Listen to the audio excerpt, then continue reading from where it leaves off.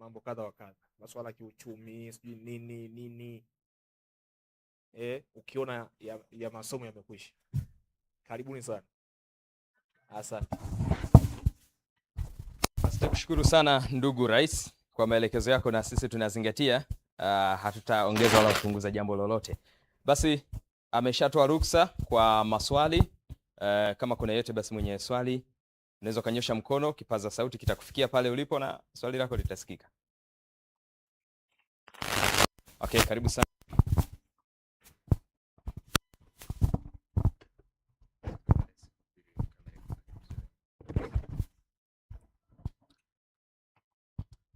Asante Mheshimiwa Geoffrey Kileba, Rais wa TAHLISO. Jina langu naitwa Kretus Didas Kamgumia. Wewe ni Rais wa TAHLISO na wanafunzi wote wa vyuo vikuu hapa Tanzania umekuamini na kukupa dhamana hiyo ya kuwasemea na kuwanenea changamoto zao ambazo zimekuwa zinawakabili. Wewe kama Rais wa TAHLISO, je, unazipokea vipi changamoto mbalimbali ambazo wanafunzi wamekuwa wakizipata na kero mbalimbali, hususan katika swala zima la upatikanaji na utoaji wa mikopo ya vyuo na vyuo vikuu, ambao wengi wamekuwa wakidai kwamba mikopo wamekuwa wapati na wamepata changamoto mbalimbali, wengine kusitisha pia masomo yao ya vyuo na wengine pia kujihusisha katika masuala ambayo si rafiki sana, hasa kujiingiza katika ukopaji ambao na mienendo ya utaratibu. Hivyo wewe kama Rais wa TAHLISO unaenda kutatua changamoto hii, unaenda kuwakomboa vipi? Kwa sababu wamedai bado hela hii haijitoshelezi, hususan katika kujikimu na maisha yamekuwa juu sana, hivyo imewapelekea zaidi kupata changamoto na kujiingiza katika misingi au katika mienendo ambayo si sahihi na ambayo haifai kama wanafunzi. Vipi wewe kama Rais unaenda kuliongelea namna gani?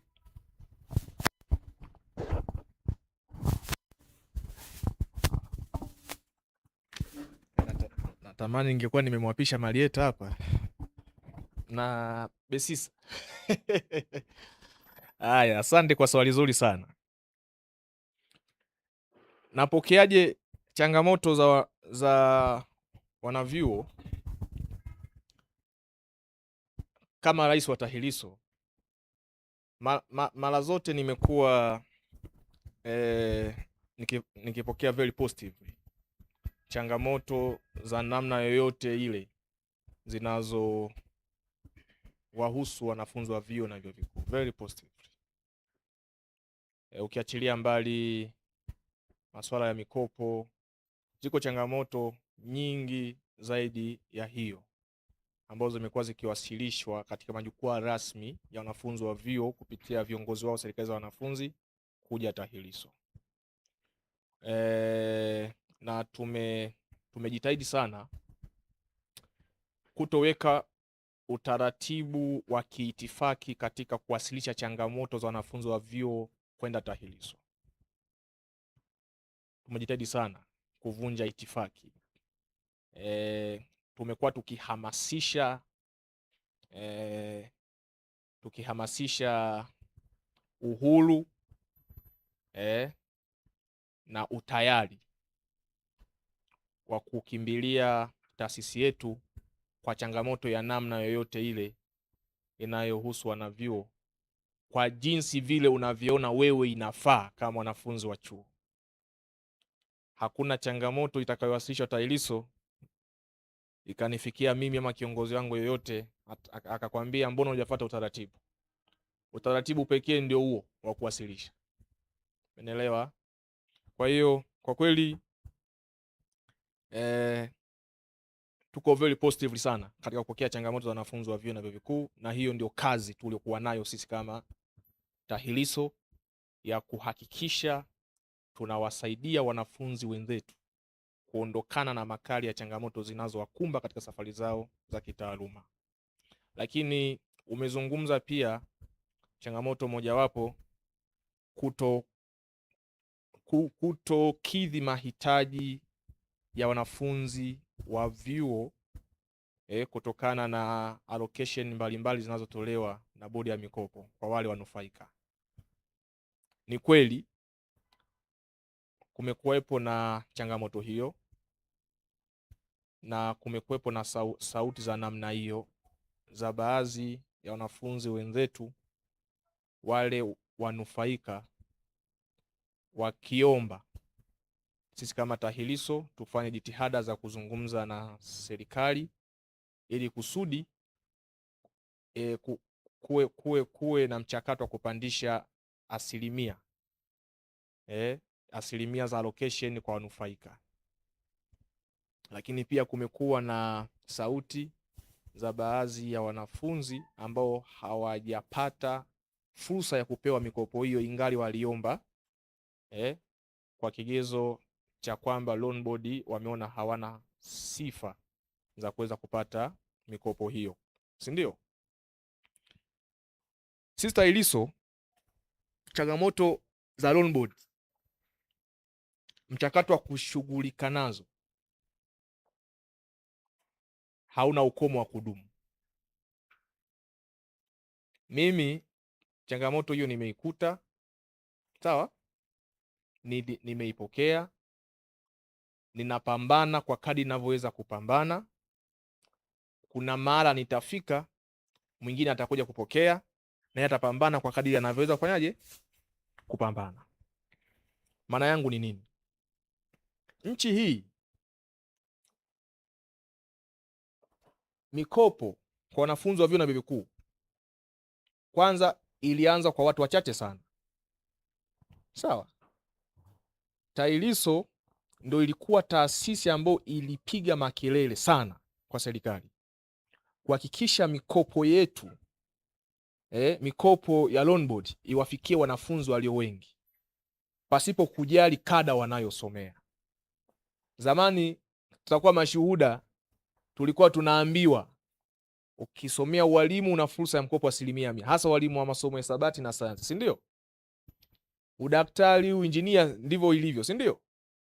Alafu wale ambao wao kwa kujitazama kona malengo waliokuwa nayo ambao wanaona hawana haja ya kwenda katika ualimu, udaktari na uinjinia, ila wanatamani kusoma kozi nyinginezo, walikuwa wanapata hofu kwamba sitoweza kuwa sehemu ya nufaika wa bodi ya mikopo, si ndio? TAHLISO ilipaza sauti, vikao kadha wa kadha vikakaliwa, na serikali ikatoa maelekezo kwa loan board, pili ikawawezesha fungu la fedha ili kupanua wigo. Kila mwanafunzi wa chuo wa ngazi ya degree bila kujali kada anayosomea awe na fursa ya kuomba mikopo kutoka loan board, bodi ya mikopo, sawa. Kwa ikapotea ile ombwe kwamba wanafunzi wa kada fulani fulani tu ndio wanapendelewa. Leo hii kuna mwanafunzi anasomea masomo mbali na science, ana confidence ya kuomba kupewa mikopo kutoka loan board, kwa maana wanafunzi wanasomea masomo ya sanaa wote wana sifa sawa, wana fursa sawa ya kuomba mikopo.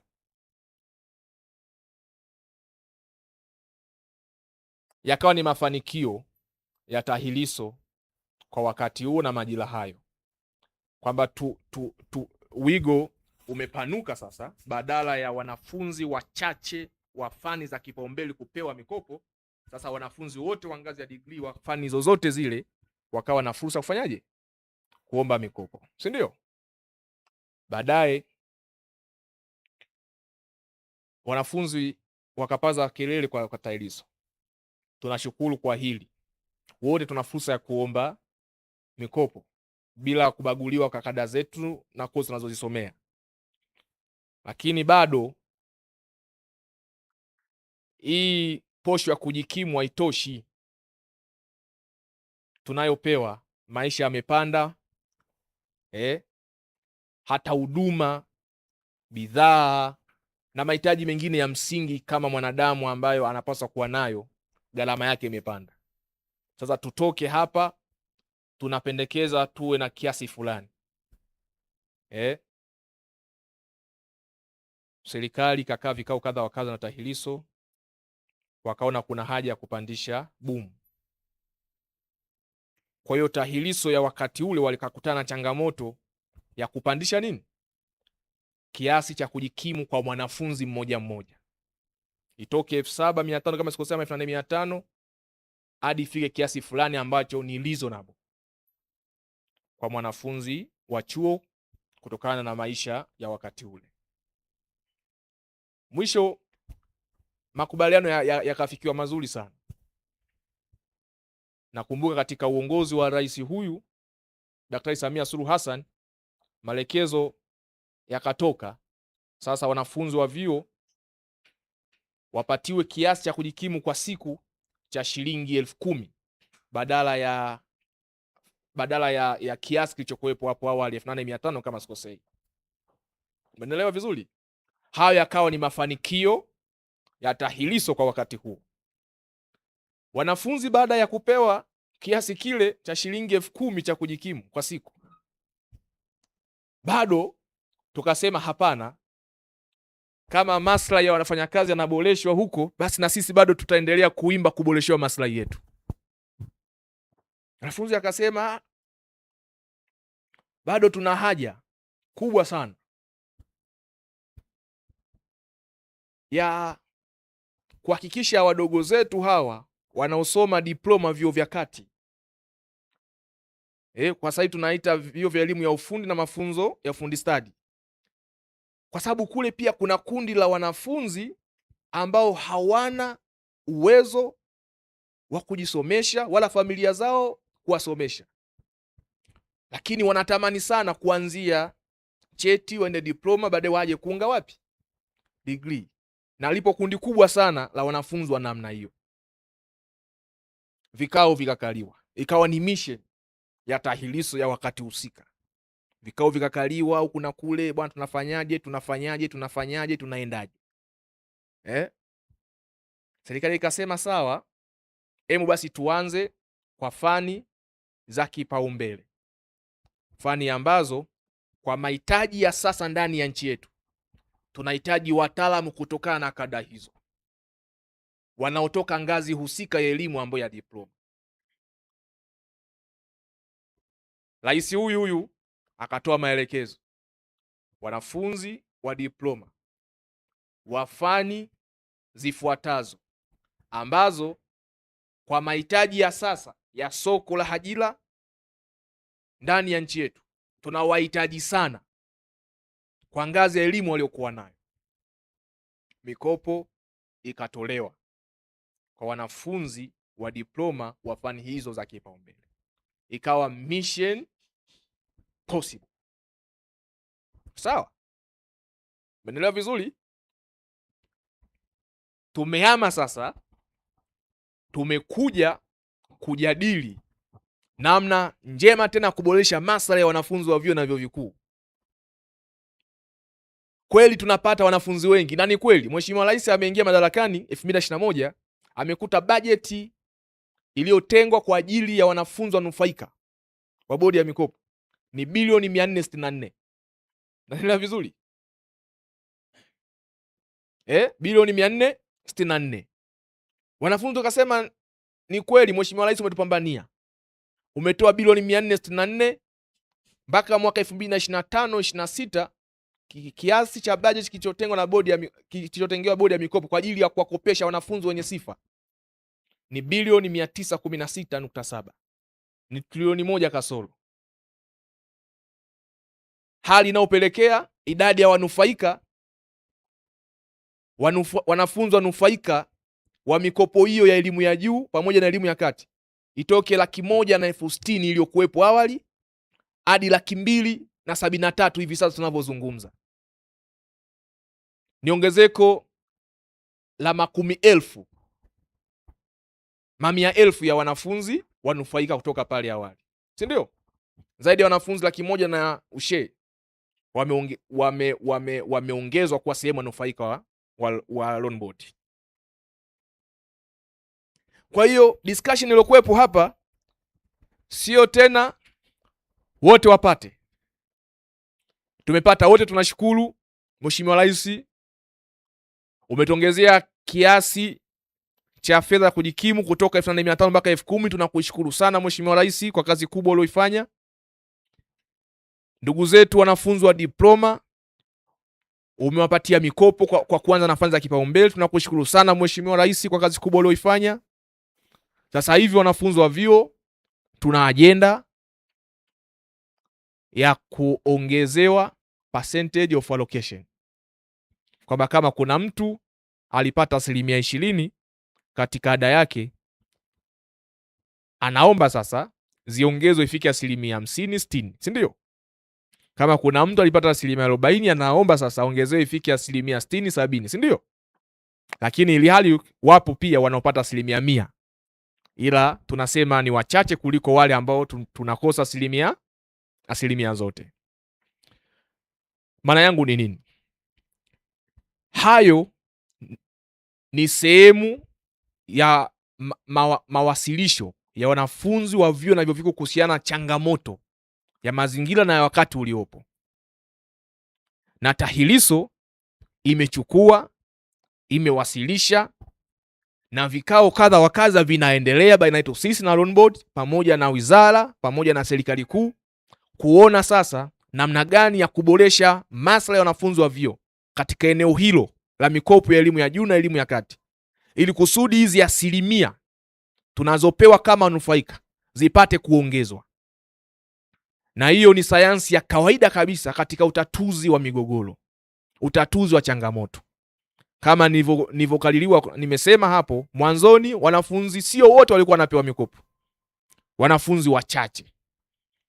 Lakini mwanzoni kabisa serikali ilikuwa haitoi mikopo, ila mashirika kimataifa na serikali ambazo zilikuwa zimeendelea kwa wakati huo baada ya kupata uhuru walikuwa wanatufadhili baadhi ya vijana wenzetu wachache kutoka Tanzania kwenda kusoma nje kwa malengo ya kupata ujuzi na utaalamu kuja kusaidia nchi yao.